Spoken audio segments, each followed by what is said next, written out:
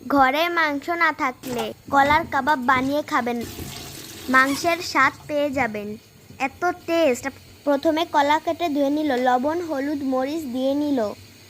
এখন এটা ভালো করে সেদ্ধ করে নিবে। সেদ্ধ হয়ে গেলে ঠান্ডা করে ব্লেন্ডার করে নিবে। ব্লেন্ডার করা হয়ে গেছে। এই মশলাগুলো দিয়ে পেস্ট করে নিবে।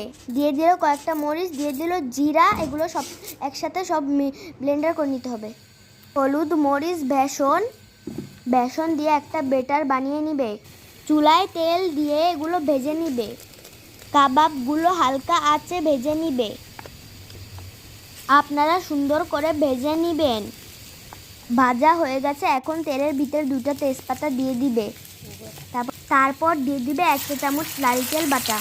আরও 1 চা চামচ দিয়ে দিল নারিকেল বাটা।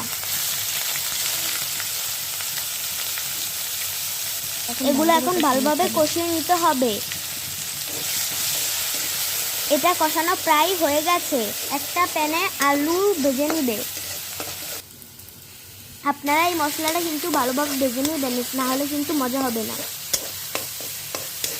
এখন দিয়ে দিবে বেটে রাখা সেই মশলাটা।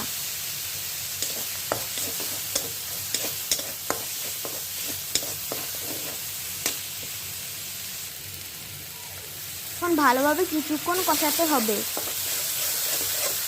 কষানো হয়ে গেলে দিয়ে দিবে হলুদ, 1 চা চামচ টমেটো পেস্ট। এখন ভালোভাবে কষিয়ে নিতে হবে। তারপর একটু পানি দিয়ে দিবে। এখন ঝোলটা যেই ফুটে উঠবে দিয়ে দিবে আলু।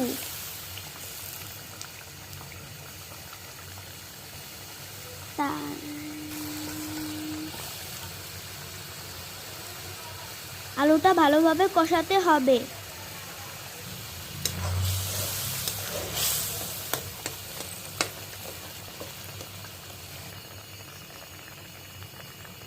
এখন দিয়ে দিবে কাবাব।